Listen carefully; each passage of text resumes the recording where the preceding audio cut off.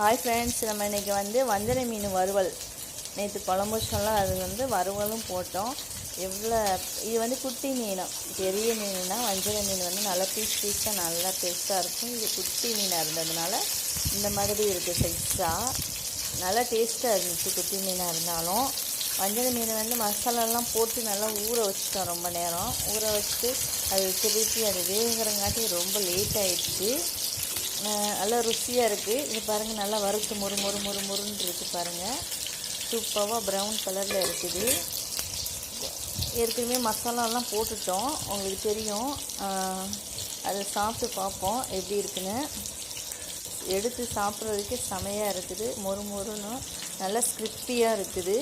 ஒரு மசாலா இதில் மிளகாத்தூள் இன்னும் ஏற்கனவே நான் மீன் வறுவலுக்கு போட்டிருக்கேன். அதே மீன் வறுவல் பொடி தான் போட்டிருக்கோம். ஆனால் வால் மட்டும் வேகிறதுக்கு கொஞ்சம் லேட்டாகிடுச்சு. சுண்டமெல்லாம் நல்லா வெந்துடுச்சு. இது கொஞ்சம் ரேட் கொஞ்சம் கம்மியாக 400 தான் இருந்துச்சு.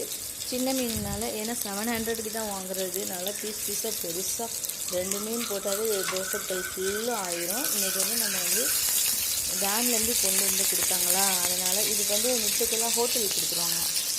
சரி, வஞ்சரை மீன் தானே அப்படி சொல்லி வாங்கினோம். நல்லா டேஸ்ட்டாக தான் இருந்துச்சு. ஓகே ஃப்ரெண்ட்ஸ், லைக் பண்ணுங்கள், சப்ஸ்கிரைப் பண்ணுங்கள்.